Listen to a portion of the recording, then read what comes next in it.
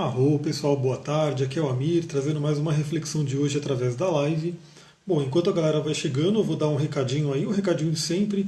Eu tenho grupos de WhatsApp, onde eu compartilho várias reflexões. Então, se você gostar de tudo que a gente conversar aqui, nesse caso vai ser astrologia, autoconhecimento, coaching, desenvolvimento humano, enfim, se você gostar, você pode entrar gratuitamente nesses grupos. Basta me pedir o link e aí você começa a receber tudo aquilo que eu vou mandar. Então é o seguinte, eu também já quero começar logo com o assunto em si, porque esses vídeos eles vão para o YouTube, então a pessoa pode rever, e se você estiver vendo no YouTube, tem todas as informações aqui embaixo de como você entrar em contato comigo, saber mais sobre o meu trabalho, e também compartilhe com seus amigos, né, se você gostou desse tema. Bom, um tempo atrás eu fiz uma live sobre a jornada do herói, que é uma jornada arquetípica, né? É uma jornada onde um estudioso, eu estou com um incenso aqui na minha cara, deixa eu colocar ele um pouquinho mais para o lado, vocês devem estar vendo a fumacinha vindo, né, que está até pegando minha garganta. Então o Joseph Campbell, que foi um estudioso, muito dessa parte de religiões comparadas, mitos e enfim, né, da humanidade como um todo, ele chegou no que ele chamou de monomito, né, ou jornada do herói, que é uma jornada arquetípica, que todo ser humano, de certa forma, está ligado a isso. Então eu já fiz uma live sobre a jornada do herói, tá? E no YouTube você pode procurar no meu canal, você pode assistir e ver que você está vivendo essa jornada do herói sempre na sua vida e você está em alguma fase dela, né? E você pode estar vivendo várias jornadas do herói ao mesmo tempo, né? Aquela coisa dos paralelos, né? De você estar vivendo diversos projetos e situações na sua vida. E agora a gente vai ver uma coisa que eu vou mostrar aqui até com o mapa, que é a jornada seria mais ou menos uma jornada do herói pelo mapa astral. Né? Porque sim, a astrologia tem muito a ver com isso, porque o herói seria quem? Seria o Sol. O Sol seria o herói da nossa jornada do mapa, e lá tem outros planetas e tem as casas. E a gente vai falar principalmente das casas. E vamos ver que eles têm ligações, as casas têm ligações com signos, de certa forma, e planetas também. Deixa eu só reiniciar o negócio aqui para eu começar a poder mostrar. Vamos iniciar. Então, por que é interessante entender isso? Porque se você quer estudar astrologia, se você quer usar a astrologia, inclusive como forma de autoconhecimento, forma de tomar decisões, forma de realmente, né, lidar melhor aí com o mundo, é muito interessante conhecer essa jornada. Por quê? Porque você vai entender mais sobre as casas astrológicas que representam áreas na sua vida. Então, toda vez, por exemplo, a Lua, né, a Lua que agora está em Capricórnio, ela faz uma jornada também. A jornada dela dura cerca de 28 dias, a jornada do trânsito. Então ela vai fazer essa jornada pelo seu mapa astral. Ela vai estar sempre passando por alguma casa do seu mapa astral. E se você entender o assunto das casas, que é o que a gente vai conversar aqui agora, nesse padrão de jornada, você vai entender mais como a Lua está afetando ou qualquer outro planeta, né? Não só a Lua. Estou falando principalmente o Sol, né? Aliás, o Sol, que ele traz ali a nossa revolução solar, que é um mapa importantíssimo para a gente prever o ano, ver como é que vai ser as energias do seu ano. A gente ganha, cada aniversário ganha um mapa novo, né, que é o mapa da Revolução Solar, que vai ser analisado junto com o seu mapa natal, junto com os trânsitos, junto com progressões, tudo para dar um autoconhecimento e ajudar você na sua jornada. Lembrando que principalmente o meu trabalho com astrologia não é algo determinista, né, de dizer que vai acontecer ou não vai acontecer, mas sim te dar luzes, te dar um mapa, literalmente falando, para que você tome as suas decisões. Então vamos lá, né? A gente tem aí a questão do mapa astral. O mapa astral ele é uma mandala. Depois eu vou começar a mostrar ele aqui. Aliás, eu vou mostrar agora, né? Deixa eu fazer a minha clássica mudança aqui. Então agora vocês estão vendo aí o mapa astral, esse é o mapa de agora, né? Então a Lua está ali já escorregando para Aquário, está em 25 graus de Capricórnio, como eu falei. E esse mapa aqui representa uma jornada, né? Ele representa uma jornada. Então a gente começa no ascendente. O ascendente ele é o quê? Ele é. Aí eu vou mostrar um pouquinho aqui, só vou mostrar para vocês e aí eu vou falando, que acho que é mais fácil do que eu ficar segurando aqui.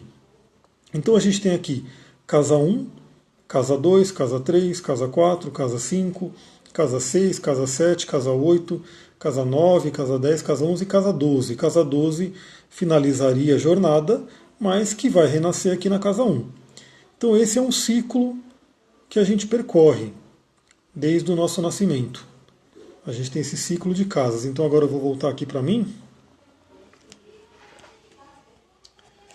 Estou aparecendo aqui de novo. Então vamos lá. A casa 1, que é o ascendente, que é um ponto importantíssimo. Até quando alguém vem fazer mapa comigo, eu pergunto o horário e eu confirmo algumas vezes se aquele horário está certo. Por quê? Porque o horário de nascimento ele é importantíssimo. Ele vai determinar a cúspide da casa 1. A cúspide da casa 1 ela é o quê? Ela é o ascendente, que é, na verdade, ele é aquele signo que estava ascendendo no horizonte no momento em que você nasceu. A cada 4 minutos vai mudando um grau, então assim, alguns minutos podem fazer uma boa diferença dependendo de como é que está o seu mapa. Então sempre quando alguém vai fazer mapa comigo, eu pergunto algumas vezes, confirmo, porque realmente assim, se a pessoa passar o horário errado, se der qualquer coisa ali errado, a gente vai ter um mapa diferente para interpretar. E o ascendente ele vai representar o quê? A casa 1, é o nascimento. Né? Cada casa, até para vocês entenderem, elas têm vários significados, não é um único significado, cada casa é um mundo. E como é que a gente vai analisar assim, qual é o significado que eu vou olhar para a casa? Por isso que depende de ter um astrólogo olhando para você, né, para o mapa, para a gente poder ir determinando. Então um dos significados da casa 1 é o início. Então é o nascimento, você nasceu ali, é como você inicia as coisas. Então na casa 1 você está chegando no mundo. Você está meio que. Você está chegando, você está nascendo. É o seu nascimento, é o Áries ali. O Áries é o início de tudo. Na casa 2, você começa, que é a casa de touro, no caso, não é uma casa de terra, a casa 1 é a casa de fogo. É o elemento fogo que traz o nascimento. A casa 2 já começa a materializar. Então você começa já a ter, vamos dizer assim, a consciência do seu corpo. Né? Você começa a ver que você tem um corpo, quem é você começa a ter seus pertences, é quando aquela criança começa a meu, a criança tem aquilo que é meu, né, dela, ela começa a ter a noção de posse. Tem muito a ver com a casa 2, touro. E aliás, um dos significados da casa 2 é como você ganha dinheiro. Né? Depois na casa 3, né, a criança ela já tem a noção do corpo dela, tudo. Na casa 3, a gente tem a questão da comunicação, a criança começa a aprender a falar. Né? Então começa a trocar algumas palavras, a usar o aparelho vocal, começa a aprender a falar, começa a ter mais contato com irmãos. Na casa 4, que seria o fundo do céu, seria onde a gente enraiza mais a nossa questão do lar, da infância. Então as experiências que você passa na infância, principalmente, estão representadas ali pela casa 4. Aliás, eu fiz uma live falando sobre o arco da intimidade. Né? Eu fiz também um vídeo recentemente falando sobre questões amorosas, pessoas que têm bloqueios no amor, no prazer, que são algumas casas específicas, a gente vai chegar nela, mas a casa 4 em si, ela representa a nossa infância, e muita coisa vem da nossa infância. Muita coisa. Assim, sempre que eu faço um atendimento, o meu atendimento ele não é simplesmente eu vou pegar a sua data de nascimento e ler o seu mapa. Não é isso. Né? Eu não sou simplesmente um astrólogo puro, né, como diria. A minha, vamos dizer assim, o meu guarda-chuva é várias técnicas que eu utilizo como coach. Então seria o coach holístico que vai realmente ajudar você a trabalhar os corpos físico, emocional, mental e espiritual. Tanto que eu trabalho até com algumas técnicas corporais também. Então eu mando uma ficha de avaliação extensa, onde a pessoa vai preenchendo e vamos dizer assim, é praticamente certo. Quando a pessoa está passando por alguns problemas, né, até relacionado a dinheiro, relacionamento, eu vejo uma infância bem complicada. Né? A pessoa relata coisas de infância bem complicadas que vão estar refletidas aonde? Na casa 4. Claro que a gente pode trabalhar isso, a gente pode curar isso, então essa é a ideia, né? Quando você olha o mapa astral, você vê alguma coisa ali, você começa a trabalhar as coisas da infância, você começa a trazer a consciência e a curar, e a não deixar que aquilo, assim, manipule a sua vida, porque você não está sabendo o que está acontecendo, você começa a entender os padrões e começa a modificar. Então a casa 4 ela é importantíssima, conhecida aí como fundo do céu. É uma casa de água, né? A casa 3 é uma casa de ar. A casa 4 é uma casa de água, profundo emocional. Depois vem a casa 5, que é novamente uma casa de fogo, né? E que é uma casa onde a gente começa a ter os prazeres, né? É uma casa onde a gente começa até a se relacionar. Por isso que é uma casa que fala sobre a sexualidade também. Então a gente poderia dizer que na casa 5, aquela criança ela já está meio que virou um adolescente e que está saindo aí pelas festas, pelo mundo, conhecendo pessoas, e ela já começa inclusive a ter as experiências afetivas dela, né, com pessoas assim que ela troca como namorado, ficante, coisa do tipo, e começa inclusive a ter a experiência sexual A casa 5 ela fala muito disso. Na casa 6 é uma casa de trabalho, que é uma casa de terra. Então ela fala muito sobre a saúde também, mas é uma casa que dentro da linha do trabalho, ela fala muito sobre o autoaprimoramento. Então é uma casa de autoaprimoramento, você começa a se melhorar, você começa a estudar, você começa a focar no trabalho. Né? Então também imagina que, se a gente falar um pouco de jornada, na casa 5 você está na adolescência, você está ali curtindo, tanto que é a casa dos prazeres pessoais, está namorando, enfim, está fazendo essas coisas. Na casa 6 você começa a focar no trabalho, trabalho, trabalho. Tem que trabalhar, tem que produzir, tem que servir a sociedade. Né? Que o signo de Virgem fala muito do servir. E aí você começa a trabalhar, você começa a criar a sua vida. Né? E na casa 7 você começa a ter, e aí é chamada de casa do casamento, né? Inclusive, vamos supor que você arrumou uma pessoa, né, que você começou a namorar na casa 5, tanto que eu fiz esse percorri, né, essas casas quando eu falei da parte da intimidade.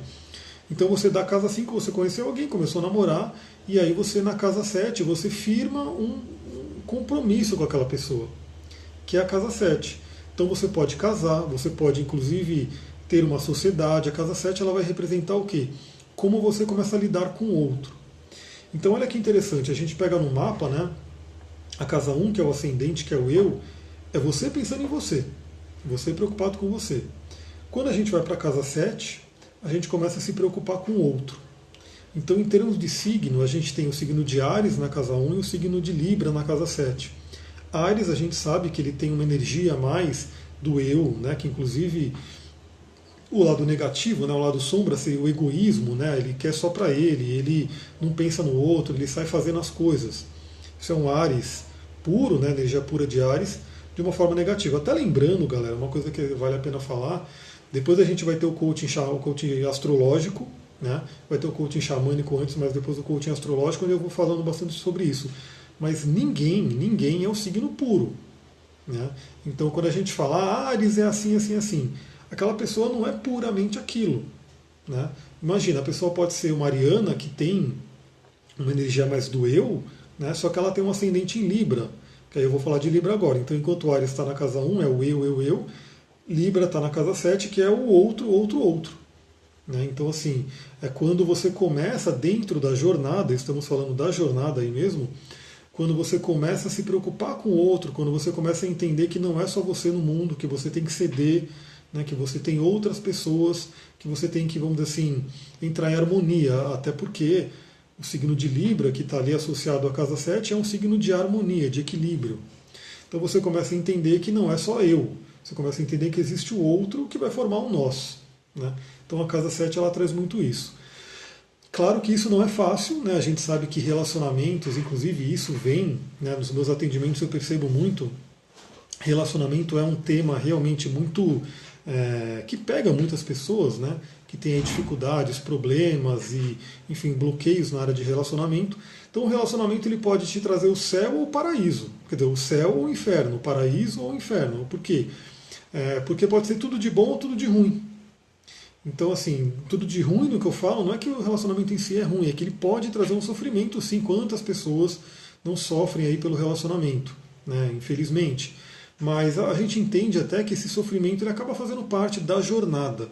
Por quê? Porque depois da casa 7 vem a casa 8. Casa 8 está associado a quem? Escorpião. Então a casa 7 é uma casa de. A casa 6 é de terra, a casa 7 é de ar, e a casa 8 vai ser de água novamente, emoções profundas, escorpião. Então a casa 8 está associada também às crises que a gente passa na vida, né, a determinadas mortes. Então imagina, você começou a se relacionar, um relacionamento ele é transformador, ele tem que ser transformador, porque se não for, não teve liga. Né, não teve liga. Então eu também estou pegando muito para fazer sinastria agora, é um estudo bem amplo, um estudo bem mais elaborado do que um único mapa, porque na sinastria a gente tem que olhar o mapa da pessoa A, o mapa da pessoa B e juntar esses mapas. Né, e ver como um interage com o outro. Então a gente vai ver que na sinastria, ela ensina isso, a gente vai ter muito aspecto fluente, né, então planetas falando bem, de forma fácil, harmônica entre os mapas, mas vamos ter também aspectos desafiadores. E aí na casa 8, né, como a gente tem 7 e 8, né, 7 um relacionamento, um compromisso profundo, e 8 onde você morre nesse relacionamento, você se funde ali. Porque o Jung mesmo falava, né? Quando duas substâncias se encontram, ocorre uma reação química e as substâncias saem transformadas. Essa é uma energia de casa 8, transformação. Não é à toa que quem está associado à casa 8 é o signo de Escorpião, e o signo de Escorpião ele tem uma questão, né, de arquétipo muito interessante, porque ele representa aí três animais, né? Ele pode ter, dependendo do estado de consciência, da vibração que está aquela pessoa de Escorpião, lembrando que não existe um puro Escorpião, mas você tem Escorpião no seu mapa e mesmo que você não seja de Escorpião, ele está em algum lugar. Então você pode ter o Escorpião, o animal Escorpião, que é o Escorpião mais baixo, assim, porque é aquele que é vingativo, aquele que qualquer coisa está ferroando, né? Aquele animal que muito primitivo, vamos dizer assim. Depois você tem o Escorpião ligado, quando ele evolui um pouco mais, a energia da serpente, da cobra, que traz uma energia de sabedoria, de cura, né? Difícil energia entre libriana, no meu caso, e de um geminiano. Até que não deveria ser, viu? Porque a gente está falando de dois signos de ar. Mas lembra que eu acabei de falar, sinastria, você tem que olhar os dois mapas por inteiro, porque vão ter planetas que estão falando bem e tem planetas que vão estar em desafio. E a ideia é você aprender a lidar com esses desafios. Então o escorpião pode ser também a cobra, a serpente, que já começa a trazer aí a questão da sabedoria. E a cobra, ela tem uma, dentro do xamanismo, eu também trabalho com xamanismo, em coaching xamânico está chegando aí, a cobra traz a medicina da cura, da transformação. Por quê? Porque uma cobra, você pode pesquisar aí na internet, você vai ver que ela troca de pele. Então ela deixa aquela pele inteira para trás para poder crescer, para poder evoluir. Então esse escorpião que já está um pouco mais evoluído, ele tem essa medicina da cobra, da serpente. E quando ele está mais evoluído ainda, ele tem a águia. Ele vira a águia. Tanto que se você pegar o tarô, eu não estou com nenhum aqui perto, infelizmente, mas pega os arcanos onde tem aqueles 4 animais da esfinge, né? Ou os 4 evangelistas que tem ali também, você vai ver um touro, você vai ver um leão, você vai ver um homem, ou um anjo, e você vai ver uma águia. Então ali a gente está representando os 4 signos fixos. O touro é muito óbvio, signo de touro. O leão é muito óbvio, signo de leão. O homem ou anjo também é muito óbvio, signo de aquário, que é o aguadeiro, representa um ser humano. E a águia? Né? A águia é o escorpião, porque a gente está representando ali o escorpião mais evoluído, que tem o arquétipo da águia, que traz a medicina da espiritualidade, da visão. Então é uma casa, a casa 8 é uma casa de muito aprendizado. Vocês veem que eu parei nela e fiquei um pouco falando sobre ela, porque ela traz muito assunto. Aliás, é uma casa ligada ao oculto, à magia, né, à sexualidade mais profunda. E esse escorpião, volta e meia, ele tem que virar aquela águia que é a fênix, que se consome por inteiro e renasce das cinzas. Então, na casa 8, a gente passa por crises, né? A gente passa por coisas profundas ali, intensas, porque intensidade é uma palavra do escorpião, logo também é uma palavra da casa 8, que está associada a Marte e Plutão também. 2 planetas que são tidos como maléficos ali dentro da astrologia. Eles são duros, né? Trazem lições aí às vezes pesadas. Mas quando você passa pela casa 8, você continua a jornada, você vai para a casa 9. Casa 9 está muito ligada à questão de viagens, está muito ligada também à questão de um conhecimento superior. Né? Você começa a aprender coisas mais elevadas, está muito ligado com a espiritualidade, uma espiritualidade profunda, está muito ligado com aquilo que você acredita sobre a vida, sobre as crenças, sobre as viagens que você faz, longas viagens, viagens internacionais, porque numa viagem você aprende muito, né? Você está em contato com outras culturas, outros países, e você começa a ter isso, né, como referência para trazer o seu sistema de crença. Então, vou dar um exemplo básico, um exemplo muito básico aqui, dentro da cromoterapia. Né, tem muita gente que pode achar o preto é ruim. O preto é ruim, é uma cor do mal e não sei o quê, e o branco é bom, o branco é bonzinho.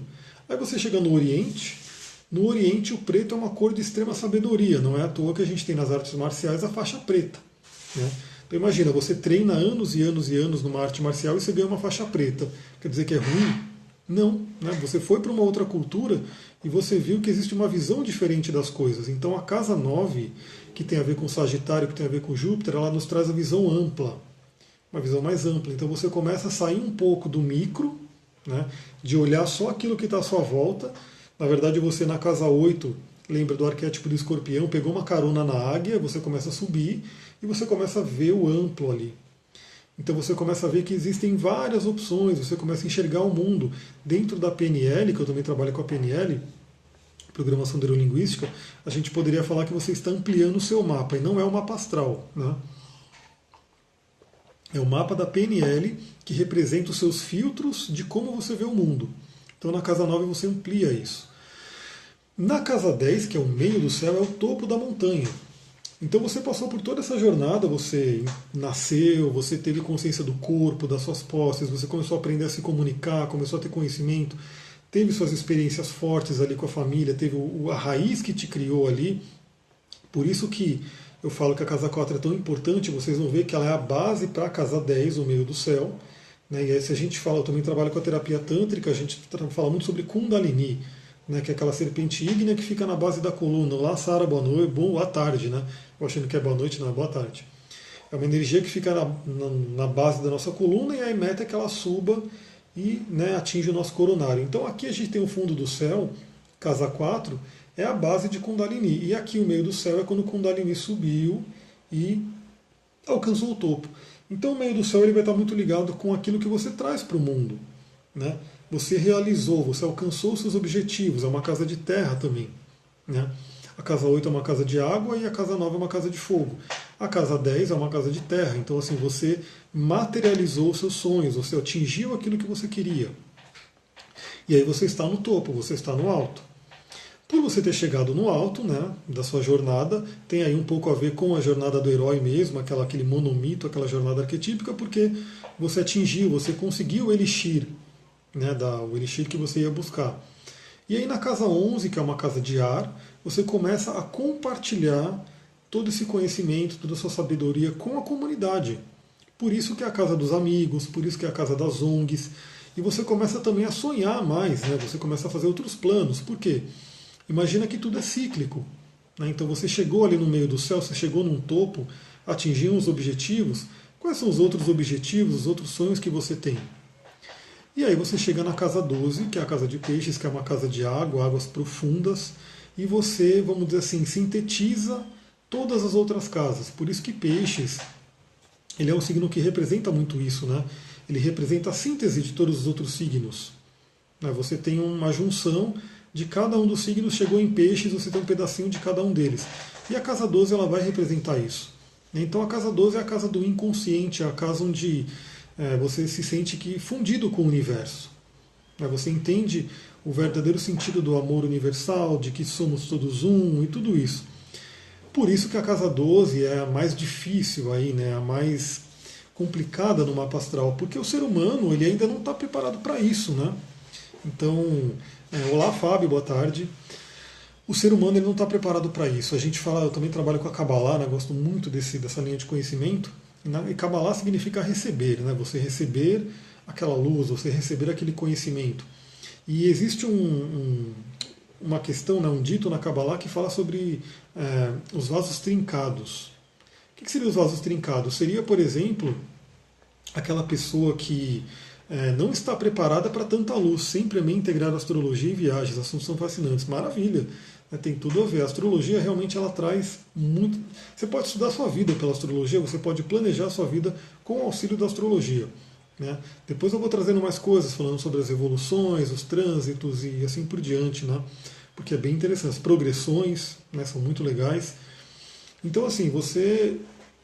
Na Kabbalah fala, os vasos trincados é quando você não está preparado para receber aquela luz. Tanto que também, dentro do mundo do Tantra, do esoterismo, se fala muito sobre os perigos da Kundalini.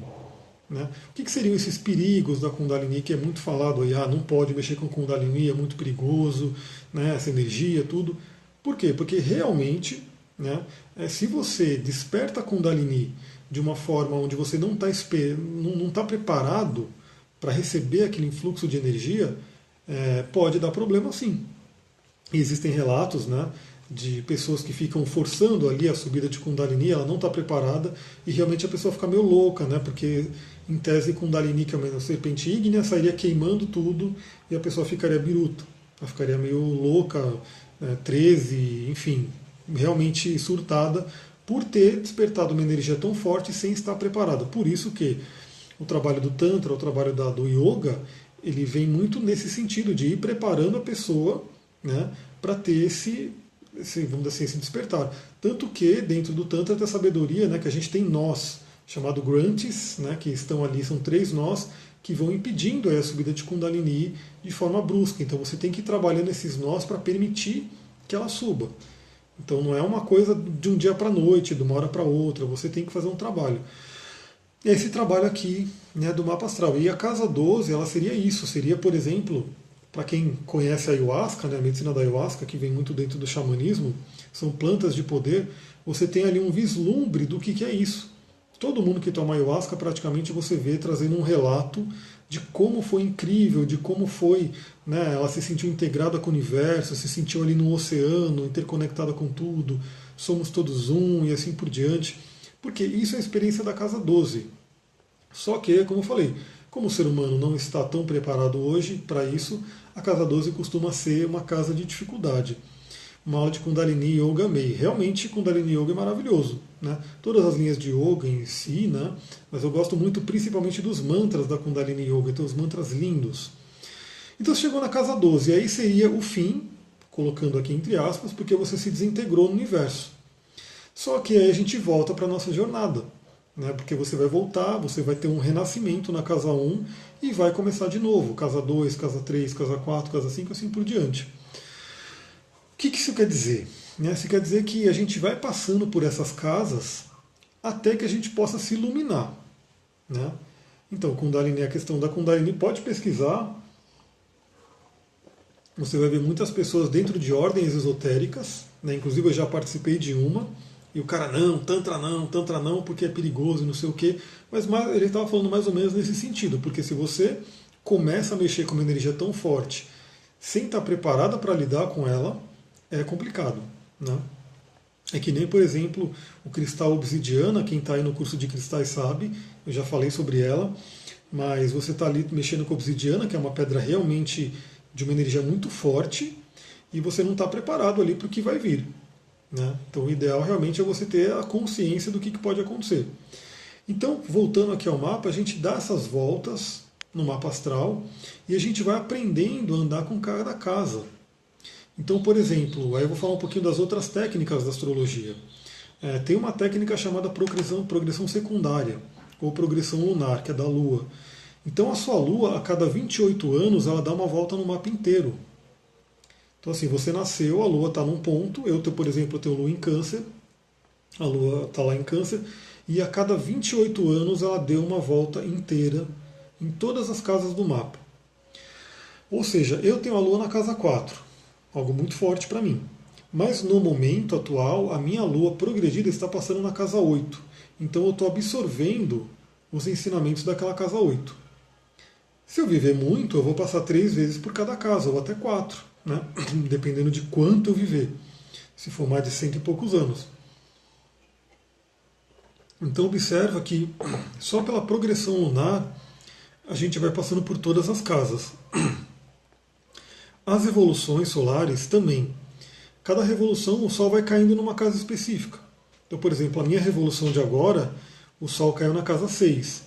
Eu estou tendo que forçar a trabalhar os assuntos da casa 6. Trabalho, organização, autoaprimoramento. Eu achando que, porque eu já fiz muito curso na vida, né? Curso. Eu achando que não, agora eu vou parar um pouquinho para poder, né, ganhar dinheiro e parar de gastar dinheiro com curso. Que nada, acabei de comprar um curso hoje, comprei um curso antes de ontem, né, já estou fazendo ele, porque a casa 6 chamando, autoaprimoramento, sempre.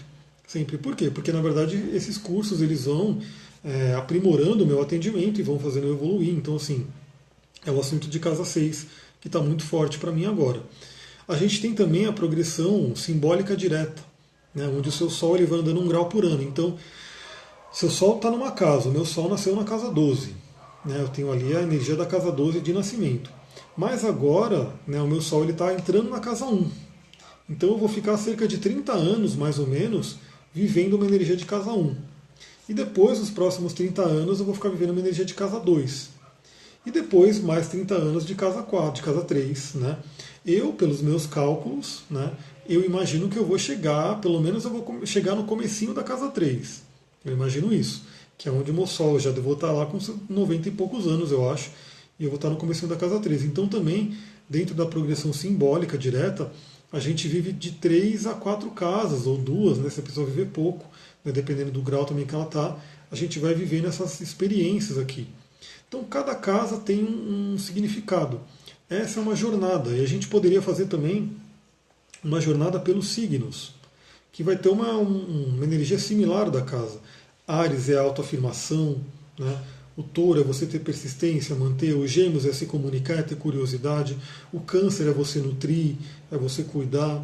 O leão é você se expressar, você pegar o seu valor, né? Ter essa liderança, ter criatividade. O virgem vai falar sobre você servir o outro, ajudar o outro. Aí a gente chegou no primeiro eixo, né? Que é da parte individual. Aí chega em Libra, o Libra começa a pensar no outro. Então, como que você se relaciona com o outro, tem equilíbrio, trabalha a parte da beleza, da harmonia, da estética. Em Escorpião, você se funde com o outro, você se transforma, né, através dessas alquimias do relacionamento. No Sagitário, você tem uma sabedoria maior, você busca uma sabedoria, né, superior, e você também, de certa forma, ensina, porque Sagitário é o arquétipo do professor. Você tem aí depois o Capricórnio, onde você vai lá e, né, realiza aquilo na vida. Olá, Roberta, boa tarde. Você realiza as coisas, você tem ali aquele ímpeto de realizar na matéria, porque o Capricórnio tem muito a ver com isso. No Aquário você tem visões de futuro, você compartilha com todo mundo ali da comunidade, por isso que Aquário é muito o signo da fraternidade, né, liberdade, fraternidade, igualdade. E aí no Peixes você chega e funde tudo isso, né, e começa a ter contato com o espiritual, com a transcendência, com o místico. Por isso que, para eu até ir já terminando a live, onde você tem peixes no mapa, eu tenho um ascendente. Eu tenho um ascendente em peixes e tenho Lilith em peixes também. Deixa eu até ver, tem algum outro ponto aqui em peixes que é legal falar, mas eu tenho ascendente que é um ponto bem forte. Eu tenho ascendente Lilith. Então, assim, onde você tem peixes no mapa, é um lugar de muita espiritualidade, é um lugar onde você tem dois caminhos. Inclusive, eu estava atendendo uma pisciana ontem, né? E eu falei para ela sobre essa questão dos caminhos de peixes, porque peixes ele pode ser o mestre, o avatar, o mestre espiritual, aquele que se conectou com a espiritualidade, ou ele pode ser o viciado, o drogado, o bêbado, porque ele vai para o outro polo que é, vamos dizer assim, a fuga, o escapismo. Tem como descobrir se estou na minha missão? Na verdade, a questão da missão vai muito de você.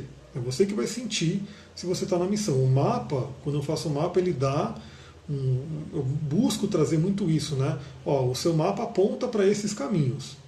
Mas eu não vou dizer você tem que ser, né, médico, você tem que ser advogado, você tem que ser comerciante. Não tem nada a ver. Falar, o mapa tem essas energias, né? E aí você vai analisar. Para mim, para deixar uma pergunta de coaching clássica, né, se você está vivendo a sua missão ou não, principalmente em relação ao trabalho, que é o seguinte: se você imagina aí, que você, imaginação é de peixes também, tá? A energia de peixes nos traz a imaginação. Se você ganhasse 120 milhões na loteria, então esse dinheiro está lá na sua conta, né? Tem lá, você entrou no seu banco online, 120 milhões, um monte de zero ali. Beleza, a pergunta é, você continuaria a fazer o que você está fazendo hoje? Né? Você continuaria no seu trabalho, você continuaria naquilo que você está fazendo hoje? Pensa sobre isso. Se você responder que sim, você está na sua missão. Se você responder que não, você começa a avaliar. Eu hoje, se isso acontecer comigo, eu vou responder com certeza, continuaria, ampliaria, obviamente, tudo isso. Com 120 milhões na conta, eu ia, né, ampliar, potencializar tudo que eu já faço 1000 vezes, né? Mas eu continuaria fazendo o que eu estou fazendo. Se você respondeu o que muita gente responde, né? Ah, se eu ganhar na loteria, eu vou largar tudo e vou morar na praia. Eu vou largar tudo e vou não sei o quê. Então você não está no seu caminho. Porque o que você está fazendo hoje é um fardo, não é uma missão. A missão ela tem que dar prazer, né? Eu estou aqui falando com vocês, isso me dá prazer. Eu vou atender até 10 horas da noite hoje. Isso me dá prazer. Eu tenho um senso de estar contribuindo com o mundo, com todo mundo, com a humanidade. Então a missão ela tem muito a ver com isso. Você tem que responder essa pergunta. Com 120 milhões na conta, você continuaria a fazer o que você está fazendo hoje? Se não continuaria, tem que realmente analisar. Aí um outro exercício que eu sempre dou também para a galera que faz coaching comigo é o seguinte: para também e visualiza um dia ideal.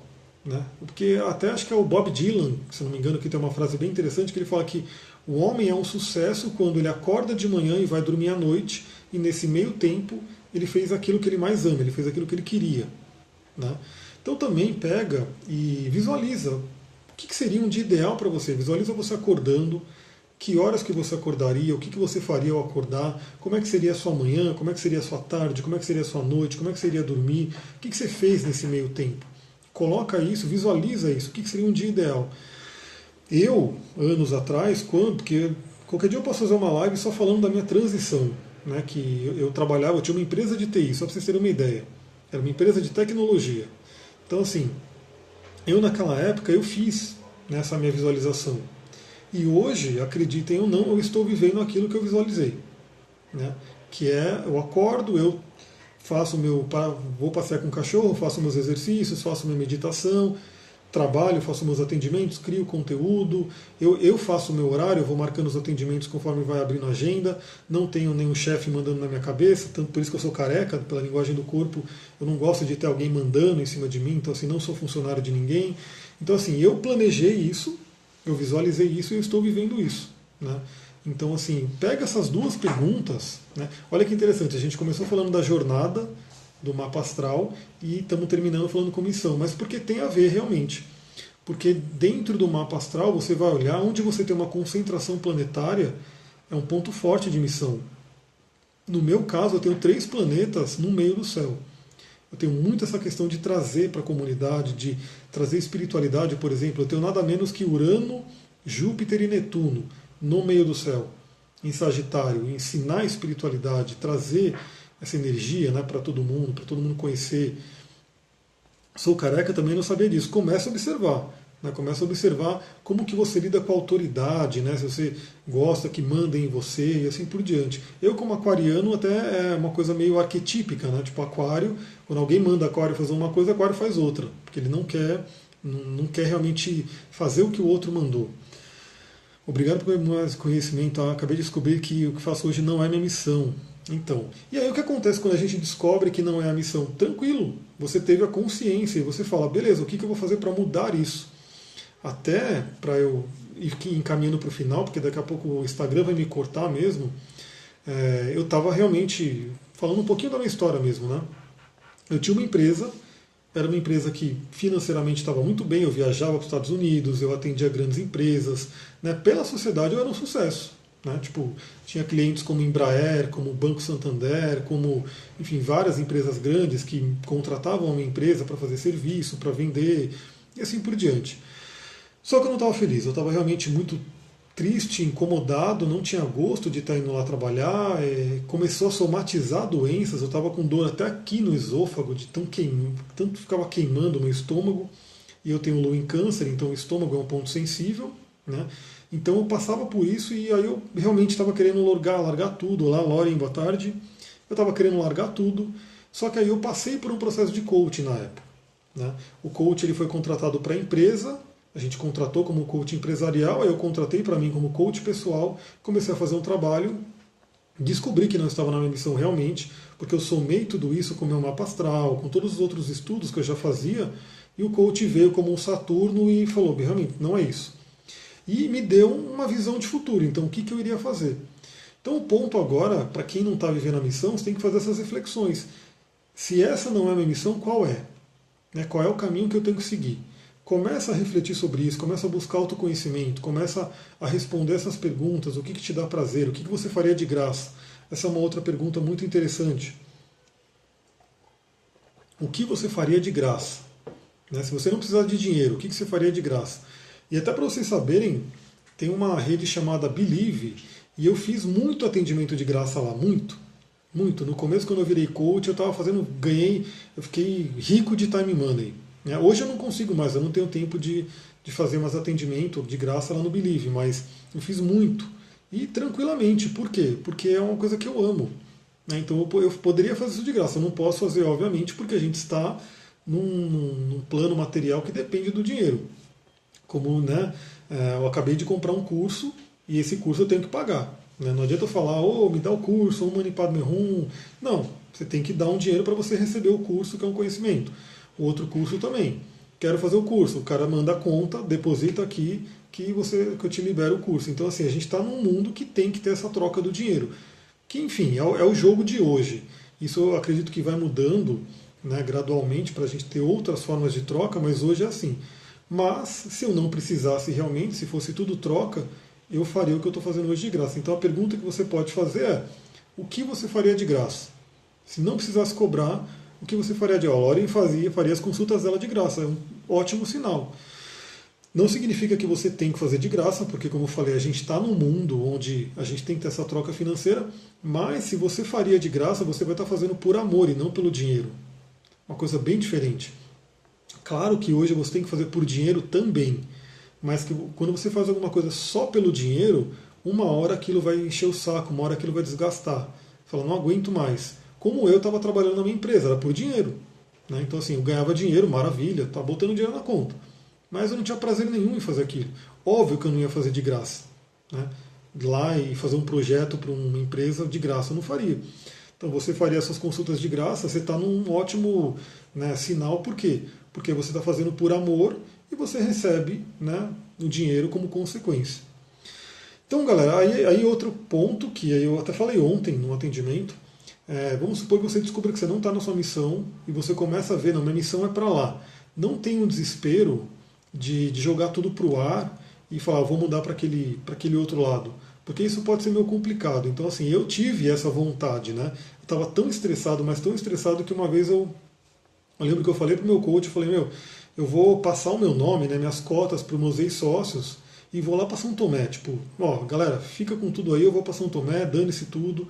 E eu lembro na época que ele falou, não, né, não faça isso, segura um pouco. E eu segurei um pouco e foi a melhor coisa que eu fiz, porque aí eu consegui vender as minhas cotas da empresa em vez de simplesmente ceder as cotas. Então eu recebi uma grana que me possibilitou, inclusive, fazer toda a minha formação em coaching e tudo que eu fiz, né, porque eu realmente fiz muitos cursos, tudo com base no quê? Nesse dinheiro que eu recebi na venda da minha parte da empresa. Então não surte, não tenha uma explosão para querer mudar, faça um planejamento. Eu fiz um planejamento, eu fiquei cerca de 9 meses nessa transição. Mas a diferença é que eu já sabia para onde eu queria ir. Eu dou aula de dança de graça, mas não trabalho com dança e meio outro trabalho eu não gosto. Então, de repente você tem que fazer um plano, né, para como que você faz para começar a migrar para esse trabalho que você gosta. Né? E aí pega o que eu estou falando agora, porque às vezes você tem um trabalho que você tem hoje que é o seu ganha-pão, que é aquilo que te sustenta, você não pode largar ele do nada para ir para um outro. Né? Seria meio inconsequente, seria meio assim. Poder você pode fazer, se quiser pode, mas talvez você tenha que pagar umas consequências se fizer isso. Mas pega hoje e começa a avaliar como que eu poderia começar nesse trabalho que eu amo e faz uma transição. Faz uma transição. Eu fiz. Até porque enquanto eu estava na empresa, eu fui fazendo os cursos de coaching, comecei a fazer alguns atendimentos e assim por diante, e depois eu saí e fui focar 100% nisso. Então, galera, eu vou ficando por aqui. Muita gratidão aí para quem viu esse vídeo. Se você viu no YouTube, está vendo depois, tem informações aqui se você quiser saber mais, entrar nos grupos do WhatsApp, como eu falei, saber sobre os cursos, está rolando de cristal. Logo vou iniciar o coaching xamânico e depois o coaching astrológico, depois eu vou relançar o de cristais e assim por diante. Estamos aí compartilhando conhecimento. Se você gostou, compartilha com seus amigos também, manda esse vídeo aí para quantas pessoas você quiser e você achar que pode trazer uma luz para elas, né? E que todo mundo possa viver aí a missão de vocês. Muita gratidão, até mais. Harion.